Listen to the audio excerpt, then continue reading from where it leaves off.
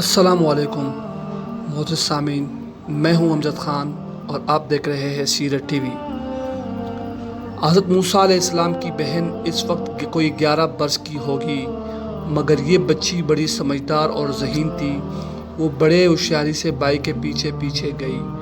ٹوکرا بہتا بہتا فرعون کے محلات کے قریب جا پہنچا۔ فرعون کی بیوی حضرت آسیہ بڑی نیک اور پارسا خاتون تھی۔ اس نے دیکھا کہ دریا میں کوئی چیز بہتی چلی آ رہی ہے۔ اس نے سپاہیوں کو حکم دیا کہ دریا سے اس ٹوکرے کو نکال کر لاؤ۔ چنانچہ حکم کی تعمیل کی گئی۔ دیکھا تو اس کے اندر ننھا منھا خوبرو بچہ لیٹا ہوا ہے۔ شکل و صورت سے بچہ اسرائیلی معلوم ہوتا تھا، اور ٹوکرا بھی ان بستیوں کی طرف سے آیا تھا جہاں اسرائیلی رہتے تھے۔ چنانچہ فرعون کے درباری، جو خوشامدی ذہن کے تھے، فرعون کو بتایا کہ حضور، یہ اسرائیلی بچہ ہے جسے اس کے ماں باپ نے قتل کے خوف سے دریا میں ڈال دیا ہے۔ اسے فوراً قتل کر دینا چاہیے۔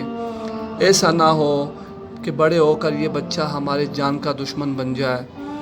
حضرت موسیٰ علیہ السلام کو اللہ تعالیٰ نے ایسی پیاری اور موہنی صورت عطا کی تھی کہ دشمن بھی دیکھے تو بے اختیار پیار کرنے لگے۔ حضرت آسیہ نے فرعون سے کہا کہ اس بچے کو قتل نہ کرے، بلکہ ہم اس کو گود لے لیتے ہیں، ہمارے محل میں پرورش پائے گا۔ اسے خبر تک نہ ہوگی کہ میں اسرائیلی ہوں، بلکہ اپنے آپ کو ہمارے خاندان کا فرد سمجھے گا اور اسرائیلیوں کے بجائے ہمارے کام آئے گا۔ فرعون نے اپنی ملکہ کی بات مان لی اور اسے پالنے کا فیصلہ کر لیا۔ اس طرح اللہ تعالیٰ نے اپنے خاص رحمت سے حضرت موسیٰ علیہ السلام کو قتل ہونے سے بچا لیا اور اپنے اس وعدے کو پورا کیا جو اس نے حضرت موسیٰ علیہ السلام کے والدہ سے کیا تھا۔ خدا کی قدرت دیکھیے، وہ شخص جو خدا کا دشمن تھا، اس نے حضرت موسیٰ علیہ السلام کی پرورش اپنے ذمہ لے لی۔ فرعون نے خدائی کا دعویٰ کر رکھا تھا، اور اپنے خدائی اور حکومت کو بچانے کے لیے اس نے بنی اسرائیل کے لڑکوں کو قتل کر دینے کی مہم شروع کی تھی۔ مگر اس بے خبری کا یہ حال تھا کہ اپنے محل میں اور اپنی گود میں اس بچے کی پرورش کے لیے رضامند ہو گیا، جو بڑا ہو کر فرعون کا خاتمہ کرنے والا تھا۔ اب ہم آپ کو حضرت موسیٰ علیہ السلام کی پرورش کے متعلق بتاتے ہیں۔ اس زمانے میں جس طرح تمام عرب میں بڑے گھرانوں کے لوگ اپنے بچوں کو بچپن کی عمر میں دائیوں کے سپرد کر دیتے تھے، جب حضرت موسیٰ علیہ السلام کی پرورش کا سوال پیدا ہوا، فرعون کی بیوی حضرت آسیہ نے حکم دیا کہ شاہی محل کے تمام اناؤں کو بلایا جائے اور باری باری کوشش کی جائے، مگر حضرت موسیٰ نے کسی کا بھی دودھ نہ پیا۔ حضرت موسیٰ علیہ السلام کی بہن کسی طریقے سے محل میں آ گئی۔ اس نے جب یہ ماجرا دیکھا تو فرعون کی بیوی سے عرض کیا، میں ایک ایسے گھرانے کا پتہ بتا سکتی ہوں جہاں اس بچے کی پرورش بڑے اچھے طریقے سے ہو سکتی ہے۔ وہاں اسے بڑی آسانی سے دودھ پلایا جا سکتا ہے اور بڑی محبت اور شفقت سے اس کی پرورش ہوگی۔ فرعون کی بیوی کے حکم سے موسیٰ علیہ السلام کی والدہ کو بلایا گیا۔ انہوں نے بڑی محبت کے ساتھ موسیٰ کو گود میں لیا، پیار کیا، چمکارا اور دودھ پلایا۔ موسیٰ علیہ السلام نے بڑے شوق سے خوب پیٹ بھر کر دودھ پیا۔ چنانچہ ان کی پرورش کا کام انہی کو والدہ کو سونپ دیا گیا۔